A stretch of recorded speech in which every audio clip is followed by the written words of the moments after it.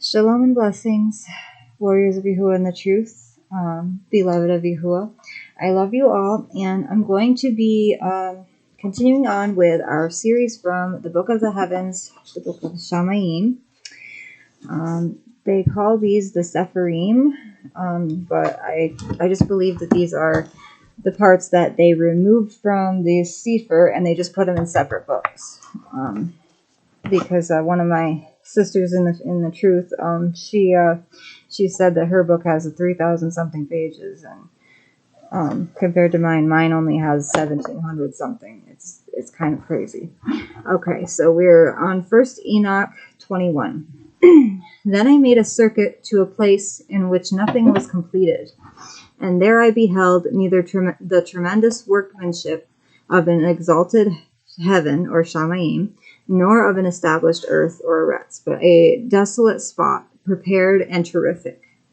There too I beheld 7 stars of heaven, bound in it together, like great mountains and like a blazing fire. I exclaimed, for what species of crime have they been bound, and why have they been removed to this place? Then Uriel, one of the Kodesh angels who was with me, and who conducted me, answered, Enoch, wherefore do you ask?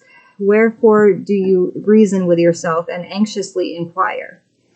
These are those of the stars which have transgressed the commandments of El Elyon, and are here bound until the infinite number of the days of their crimes be completed.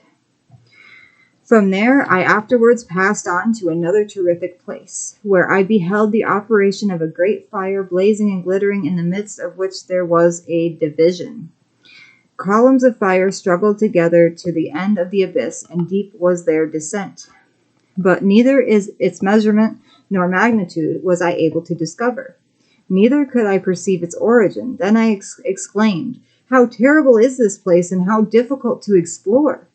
Uriel, one of the Kodesh angels who was with me, answered and said, Enoch, why are you alarmed and amazed at this terrific place, at the sight of this suffering?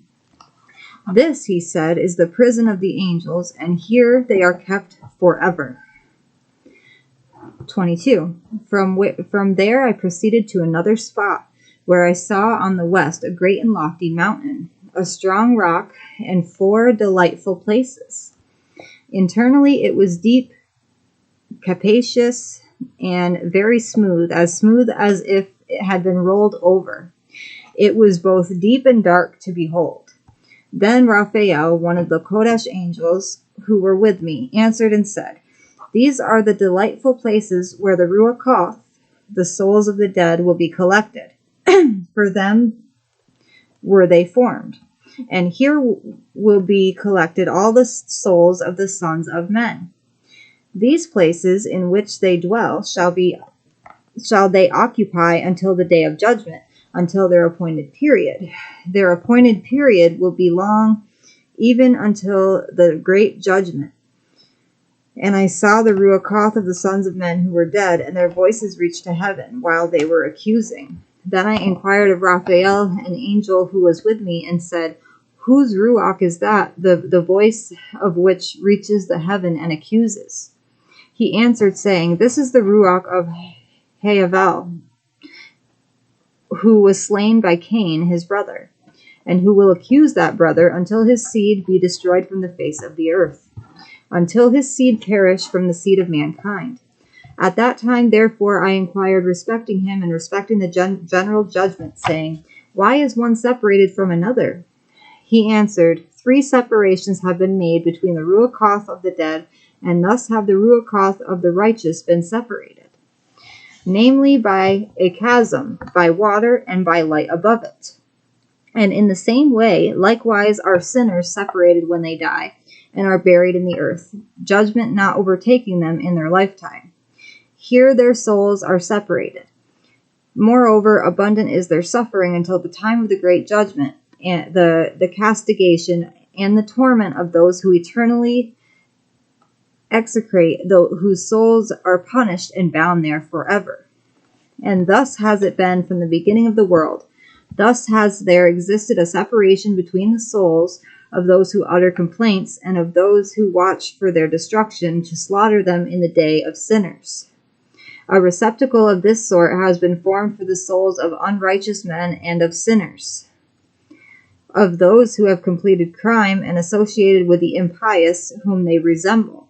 Their souls shall not be annihilated in the day of judgment, neither shall they arise from this place. Then I said, Blessed Elohim, and said, Blessed be my Adonai Yahuah of glory and of righteousness, who reigns over all forever and ever.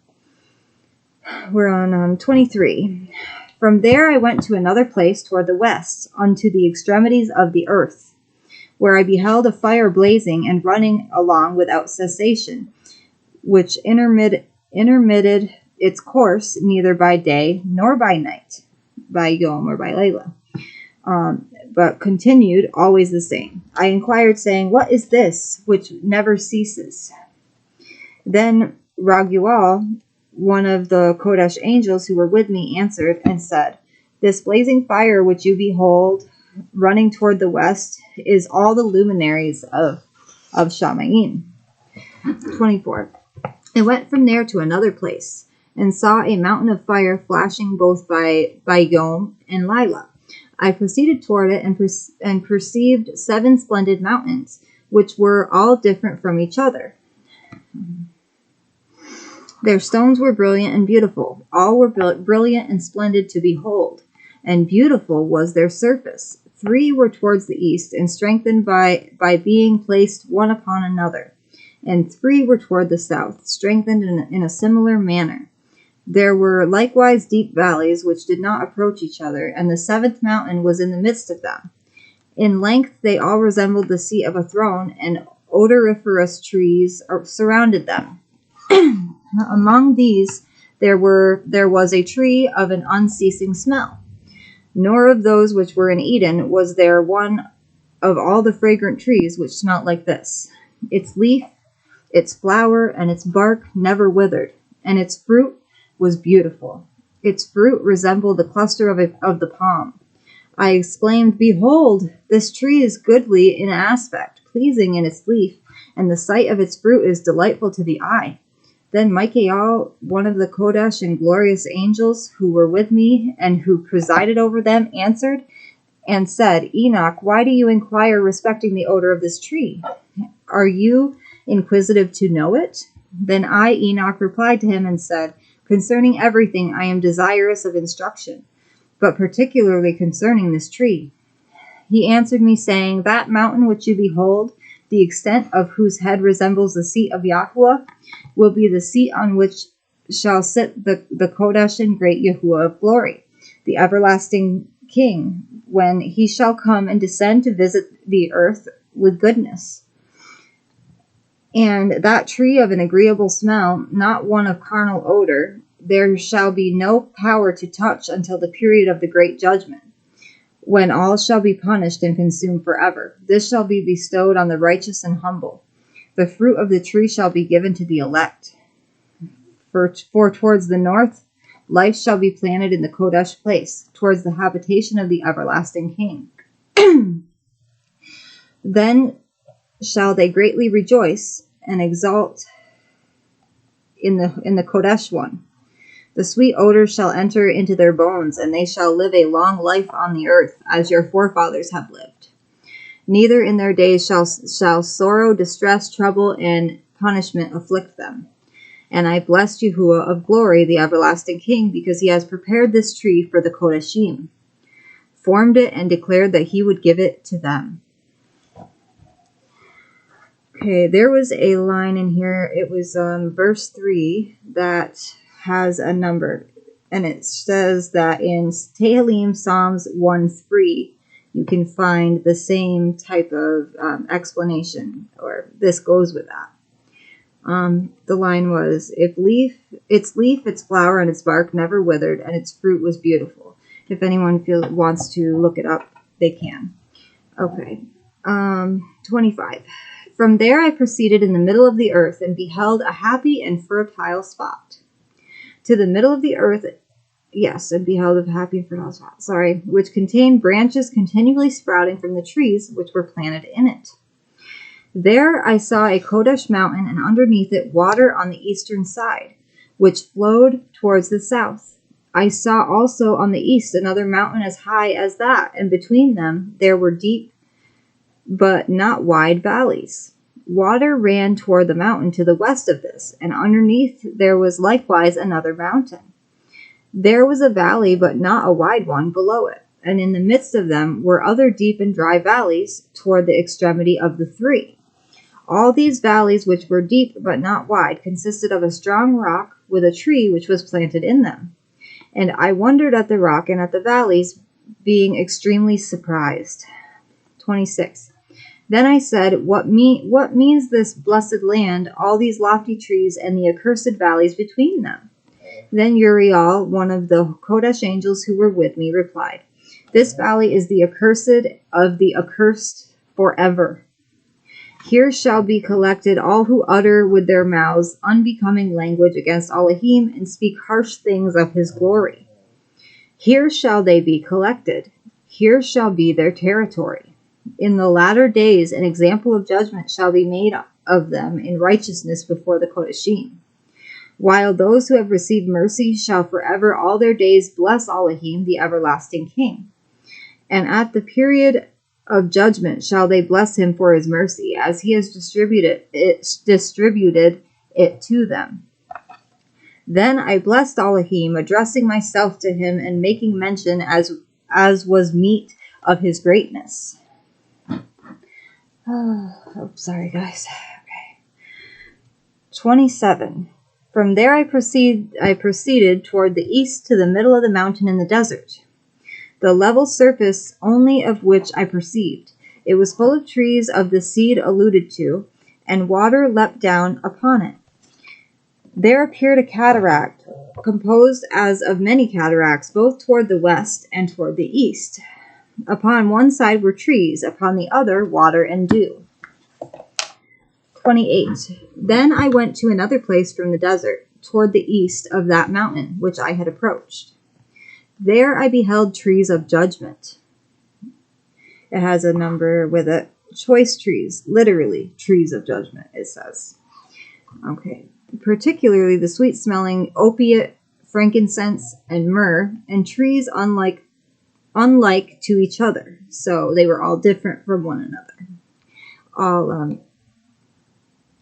having their own characteristics. Okay, and over it above them was the elevation of the eastern mountain at no great distance. Okay, chapter 29.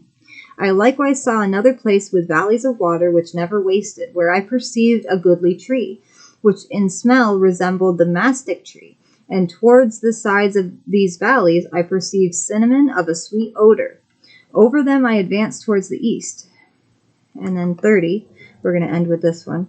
Then I beheld another mountain containing trees from which water flowed like neketro. Now that is also numbered. That means nectar, a nectar. Okay. Its name was Sarira and Kalbonaba. Kalbonaba has a number as well. Sarira and Kalbonaba, Styrax and Galbanum. I'm not sure what those two things are, but if you feel like you need to, you can look it up. And upon this mountain I beheld another mountain, upon which were trees of alva. That means aloe. These trees were full like almond trees and strong, and when they produced fruit, it was superior to all redolence. Okay, so I hope you guys enjoyed this lesson today. Remember, the universe did not create itself. You can find these on TorahZone.net. Brother Lou White's website. He has a lot of really, really good materials.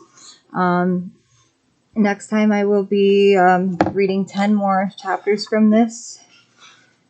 And then we will have, I think about 20, no, we're going to have a lot more chapters actually. Yeah, because this is, I think this one's the one that has 100 chapters.